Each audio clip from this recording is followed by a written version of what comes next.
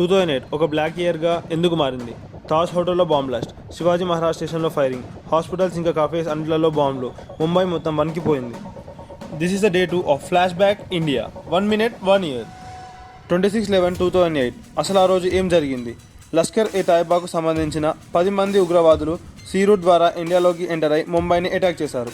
తాజ్లో fire, సిఎస్టీలో blood, cafes, hospitals అన్ని targets. ఇంకా ముంబై అంత డేంజర్లో ఉంది. దీనితో పోలీస్, ఎన్ఎస్జీ కమాండోస్ రంగంలోకి దిగి 3 రోజులు ఉద్రిక్తమైన ఫైటింగ్ చేసి 9 మంది టెర్రరిస్ట్ని చంపారు. సిచ్యువేషన్ని అదుపులోకి తీసుకొని అజ్మల్ కసబ్ అనే టెర్రరిస్ట్ని ప్రాణాలతో పట్టుకున్నారు. దీనిలో 166 మంది సివిలియన్స్, పోలీసు ఇంకా 26 మంది ఫారినర్స్ మృతి చెందారు. 300 మందికి గాయాలయ్యాయి. ముంబై ఏడ్చింది, ఇండియాని యునైట్ చేసింది. ATS chief Hemant Karkare, major Sandeep Unnikrishnan మరియు ఇన్స్పెక్టర్ విజయ్ సలాస్కర్ ఇండియాని కాపాడిన హీరోస్.